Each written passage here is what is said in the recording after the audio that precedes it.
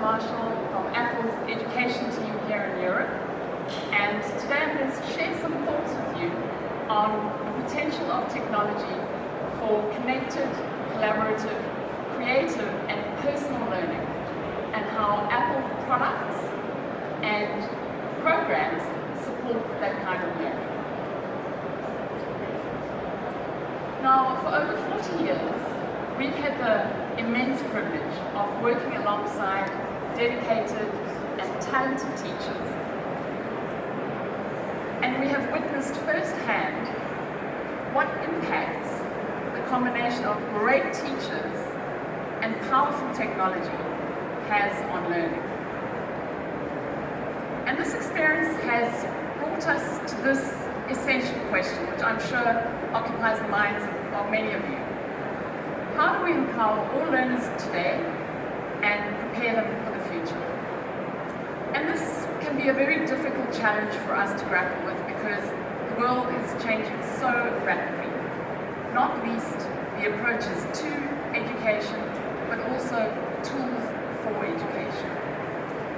But we have some ideas that we think might help you as you think about the possibilities for learning in your environments, and also crucially as you consider how to ensure continuity of quality education no matter where that learning happens, given the context that we're living in today. Now, our work alongside teachers, students, school leaders, governments has helped us to form Apple's vision for learning. And this essentially comprises 4 design principles that underpin meaningful learning with technology. In today's world, technology touches almost every part of our lives, including how we learn, in the classroom, at home, or anywhere else. And when schools leverage technology to its full potential, teachers can engage students more deeply and prepare them for the future. Apple has worked closely with educators for more than 40 years. That experience has led to the development of 4 design principles that define our vision for meaningful learning with technology: connected, collaborative, creative, and personal. Connected. It's more than giving students access to internet and devices. Connected learning means providing students with the tools to find and explore the best quality content in exactly the format they need to bring learning to life. Collaborative learning goes far beyond video conferences or sharing documents online. It's about working together toward a shared purpose, from anywhere and with anyone. Meaningful learning is also creative. With technology that enables their imagination, students can make discoveries and make mistakes. They can learn new skills to solve tough problems and express themselves. Because creative learning isn't just about the arts, it's about giving students technology that lets them share their original point of view in their own unique way. And finally, when learning is personal, students can take ownership of how they learn, instilling a sense of personal responsibility, independence, and interdependence, helping them understand how they're connected with others in a global community. Connected, collaborative, creative, and personal. Design principles that enable us to build meaningful learning experiences with Apple technology. Now, I hope when you leave the room today, you will remember these 4 things. I'm going to talk a lot about them. But I want to be clear, we fully recognize and appreciate that students and teachers, when they're given new technology, are not going to achieve mastery out of the box. So I'm going to talk today about a continuum of practice across these 4 design pillars, from really, really basic things that help you make these kinds of learning experiences possible in your environments. And of course, Apple has an ecosystem of products, services, and support that engages students and supports teachers and makes connected, collaborative, creative, and personal learning possible for every individual. So let's have a look at what that looks like in practice. And of course, Apple is a product company, right? A product is at the very heart of what we do. And we have an ecosystem of products, apps, and services for education designed with learning in mind. And you'll see we've got a Mac up there and an iPad.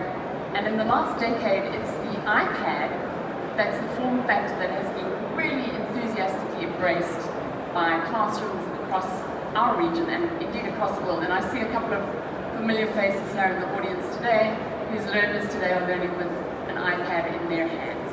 And so today I'm going to dig into iPad and the many affordances of this device to create that kind of learning that we spoke about. iPad really is made for learning. It's versatile, it's mobile, it's accessible, and most importantly, it's powerful. Imagine the potential of a device with an A13 bionic chip, a neural engine, powerful front and back cameras, a beautiful 10.2-inch display, incredible sensors.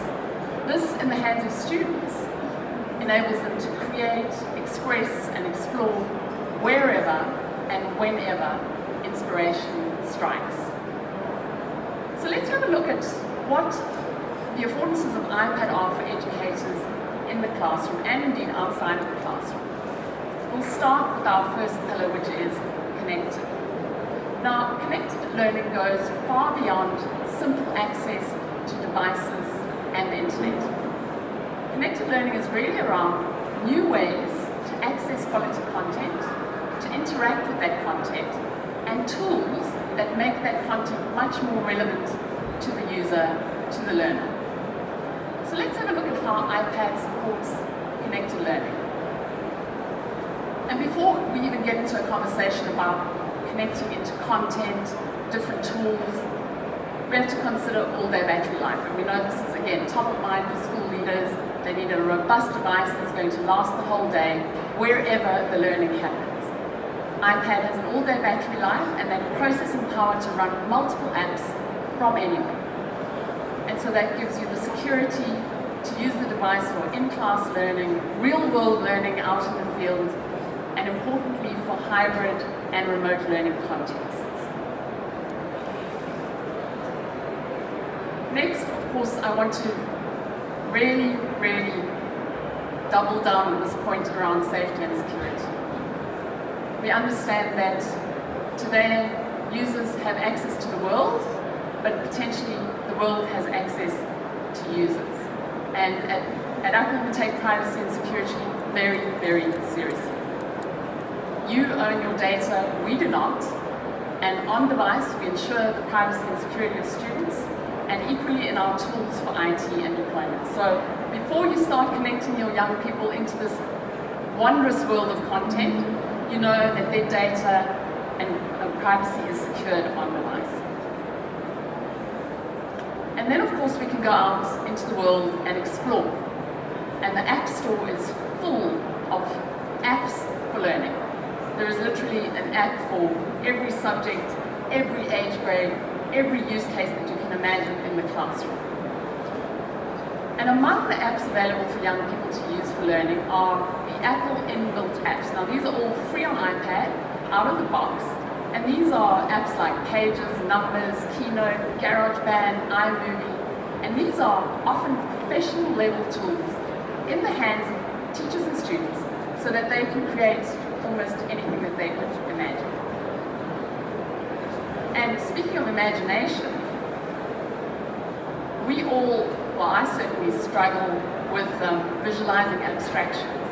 And augmented reality is a new technology that we're starting to see introduced into classrooms, where teachers can take students right into structures that couldn't otherwise be seen and visualize abstractions to create really powerful learning experiences.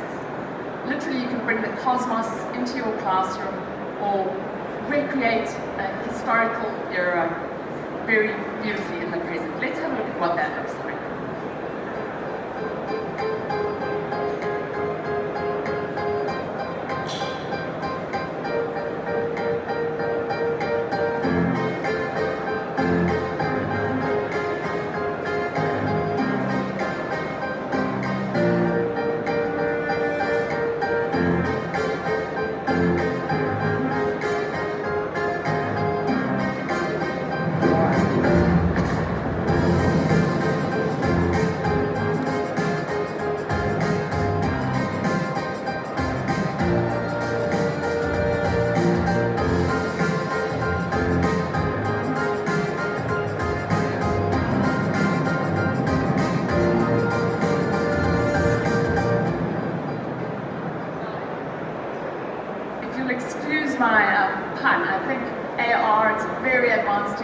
maybe some of you saw my colleague Jenny talking about it earlier today, but we're really seeing it start to take off in classrooms where iPad is in the hands of young people. So we've had a look at our first pillar, which is connected. Our second pillar is collaborative. And again, this goes beyond shared documents or keynotes. This is more about connecting young people in conversations with one another around projects with purpose and allowing young people to find their own unique skills and talents to bring to meaningful work. Let's have a look at how iPad supports that. And again, these can be really, really simple things like shared notes and reminders. So right on iPad, students can collaborate in shared notes, they can take notes, they can sketch, they can bring in audio recordings and images, they can set lists for themselves, and they can set up notifications and reminders to keep their milestones ticking off. So very simple, easy to access, easy for teachers to master, and great for students to work collaboratively. And again, for those of you who have an Apple device, you'll know how easy it is to share content with those nearby you. AirDrop enables teachers and students to share work with any Apple device nearby. Now, I've spoken about these inbuilt free Apple apps that are great for creating content. They also enable collaboration. So inside Pages, Numbers, and Keynote, students can create shared presentations and projects. And importantly, they can bring in beautiful graphics, cinematic effects, dazzling graphs and charts. And live presenter mode, shared presenter mode, enables them to actually present that as a group, each doing different parts of the presentation. And you'll see there on the other side, a teacher is using live presentation mode in Keynote. And what this does is it enables the teacher to create a lesson, put the lesson content inside the Keynote, and then place their own face and voice in the presentation as they deliver that to their classroom. So this is really powerful, again, for remote or hybrid learning contexts. So we've looked at connected and we've looked at collaborative. And now we come to creative. And creative is really at the heartland of Apple as a brand. And the World Economic Forum tells us that creativity alongside critical thinking, problem solving, are key skills of massive importance in the future. And this isn't just about young people and their future success, it's about economies and their ability to grow and compete in the modern world. And we couldn't agree more.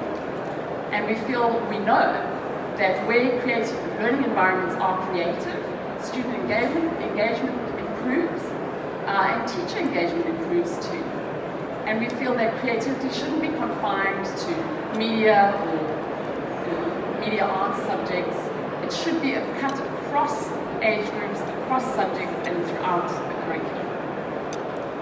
And this, of course, is not just my opinion, this is backed up by research. So a recent Gallup study told us not only that creativity combined with technology in the classroom creates more engagement and more impact, also that teachers, in large proportions, say that children learn best when they can creatively express what they know.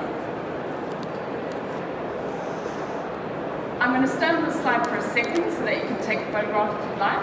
I'd encourage you to have a look at the results of the Gallup Creativity Study.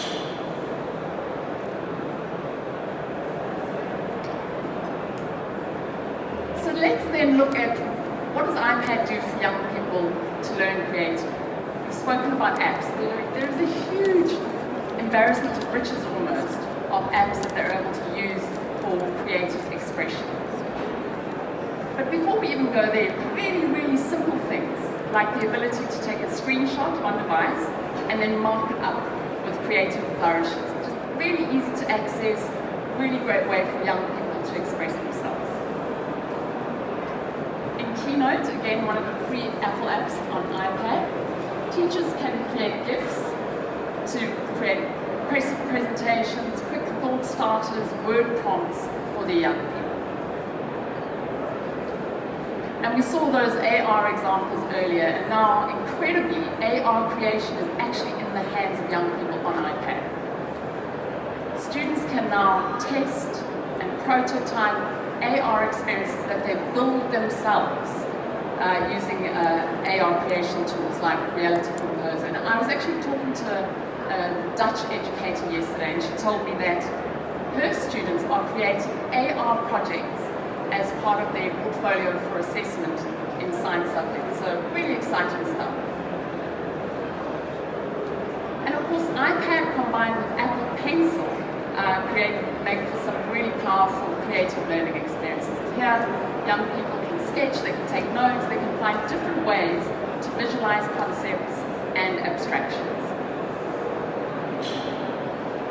And Clips, again, is a free Apple app which helps young people to create fun, personalized videos with lots of dramatic effects.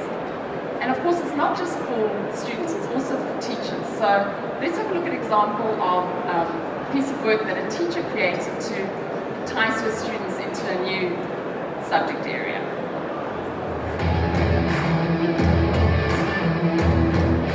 Have you ever noticed that the dark side of the moon isn't really dark? If so, you're not alone. This glow captured the imagination of Leonardo da Vinci. Its effect intrigued the astronauts on the Apollo 8 mission. It's even inspired artists to write songs about it. So what is it, and why does it occur? So I think that's a really great way to spark curiosity, and that Clips app is really accessible for teachers. It's really easy to use, and you don't need any production knowledge or any video skills. It's just out of the box, easy for people to access and understand.